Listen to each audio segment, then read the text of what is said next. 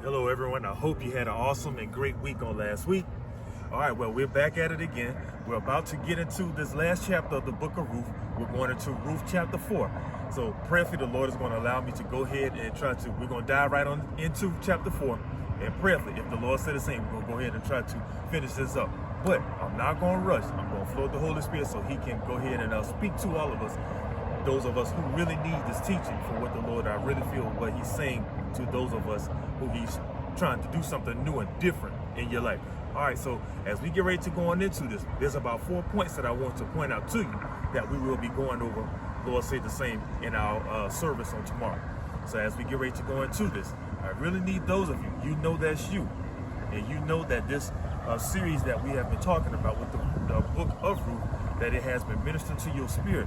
I really need you to stay focused, take hold of this word, this teaching, what is the Lord giving to me to put out, so that you can be prepared and ready as he's shifting you onto your next phase, the next level of your life. All right, so let's look at one point. And let me say this. No one else can handle or secure your future redemption. No one else can do that. No one but the Lord. He's the only one who has the power, who has the authority, who has the permission to do that for you in your life. Now, you play a very important part of it. You got to release your will to him. And when you release your will to the Lord, then now he could do something fresh. He could do something new. He could do something amazing in your life. But you got to also co-sign with him while he does the work in you. So you got to remember, no one else can secure that for you. No one but the Lord. Now, tomorrow's teaching, let me say this before I get any further. Tomorrow's teaching is going to be God's PPP. I'll say it again, God's PPP. So what is that saying? God's protection, God's peace, and God's provision. And I really need all of us in this life. We need God's protection, we need God's peace, and we need his provision. Because look, no one else can do it for us but him. So that's going to be the title or the topic for tomorrow. Lord say the same. Now, another point I really want us to catch and really see this, that in this time, you won't have to fight. What am I talking about? For many of you, you've already been through the struggle. You already went through the heartache. You already went through the pain. You already experienced the trials, the tribulation, the tough times. You already went there. That was in a different place, a different time, or a different area, or a different season of your life. But now the Lord is shifting you. Now the Lord is bringing you into a new place, a new environment, a new position. And see, when you get here, because you passed some tests back there, now that launched you to this new place. And now in this place, you're not going to have to fight. Why? Because you already went through the struggle. You already went through the fighting. And see, that's why when you get in these new places, others might see you and wonder, you're going to look different. Because you're not going to have to exert all that energy. You're not going to have to work as hard. You're going to work, but you're going to make it look so easy. Why? Because you've been through the struggle. You've been through the heartache. You've been through the pain. You done experienced it on that level to where now what you're doing and where the Lord dropped you at now, you're going to make it look easy. Because you have been conditioned. You have been prepared. You have been groomed for where you're at right now, for where you're going. That's why you had to go through it many years ago. That's why you had to experience it or go through what you went through.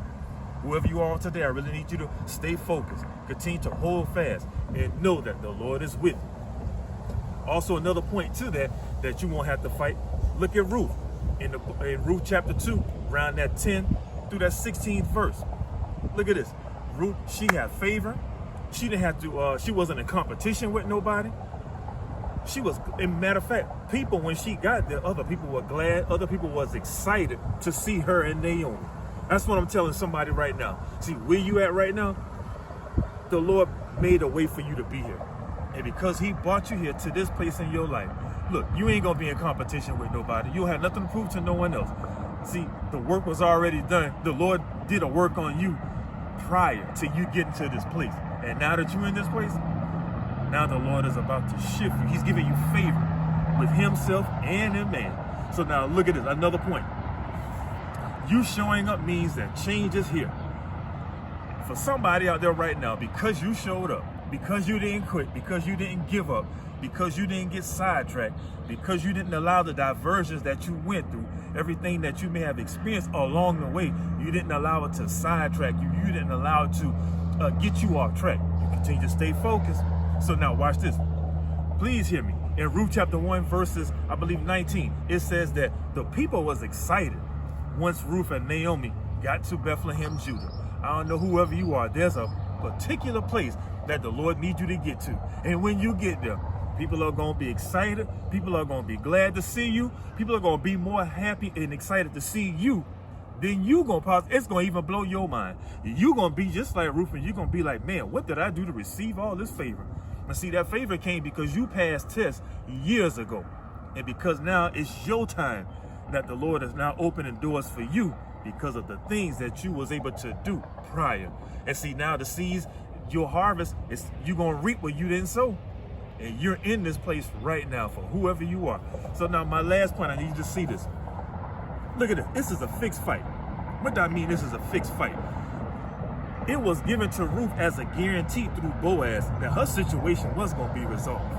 And what did Ruth have to do? Ruth had to just wait on God. She had to not only wait on the Lord, but see, the Lord already had a manservant in place that he was going to work through. Because you got to remember, Boaz is a type of Christ. And the Lord was going to work through Boaz to get the job done. And look at this. Here's how much we know that there was such a guarantee. That look, it was another close relative that could have done the job.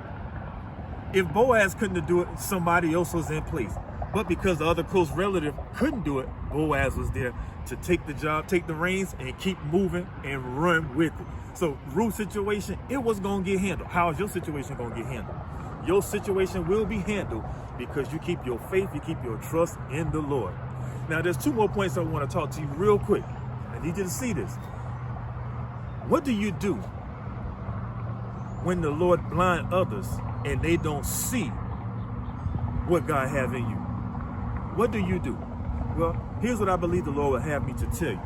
When you find yourself in a place or in a situation like that, when others seem like they're blind, they have blinders on and they can't see the skill, the gift, or the talent that the Lord has already placed within you, you got to keep pressing forward. You got to keep moving because you can't allow this thing to sidetrack you. You can't allow this thing to make you, you have to push past those emotions, those feelings. You have to continue to know why you're doing what you're doing. You got to stay in faith. You got to continue to trust the Lord that, hey, all this stuff is working together for your good. And look at this. He's only bringing you to your wealthy place. See, you had to go through what you went through. And see, you got to also look at this too.